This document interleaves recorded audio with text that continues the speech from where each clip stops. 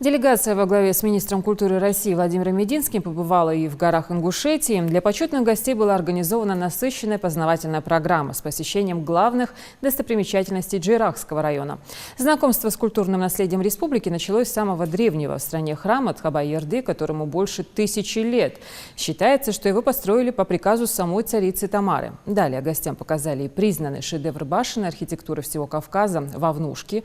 Не обошлось, конечно же, и без памятных фотографий. После завершения экскурсии делегация отправилась в Магаз, в администрацию главы республики, где сразу после совещания состоялся пресс-подход.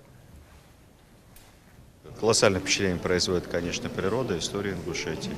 Вот эта фантастическая сеть оборонительных башен и самое главное, то, какое внимание уделяется развитию культуры в Ингушетии, особенно на селе. Мы побывали в одном небольшом селе, как небольшое, среднее село, 1000 человек. Я желал бы многим городам иметь такие школы, как там построены.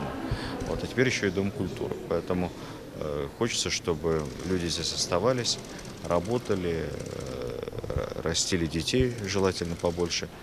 А мы, с учетом, опять же, той колоссальной энергии, которую глава республики вкладывает в развитие социальной сферы Ингушетии, мы будем всячески помогать. В нашей республике готовится к съемке полнометражного документального фильма, приуроченного к 250-летию вхождения Ингушетии в состав России. Скажите, пожалуйста, поможет ли Министерство культуры России как-то в поддержке этого фильма, в съемкам этого фильма? Если к нам обратятся съемочная компания, то поможем.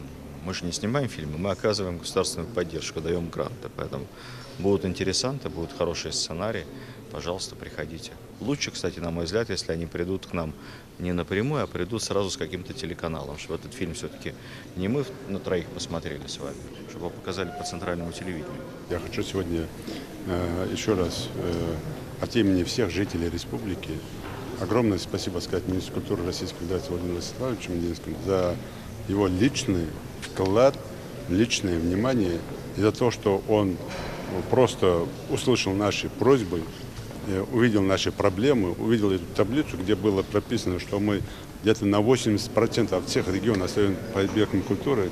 И личным министром было принято решение, чтобы помочь республике. И мы буквально за 3 года уже освоили более 600 миллионов рублей, чтобы построить дома культуры в селах. Это огромный проект, и отрывая от других направлений, министр нам выделил эти средства. В этом году мы еще 8 домов культуры открываем в селах, а к концу 2020 года у нас не будет ни одного села без современного красивого дома культуры.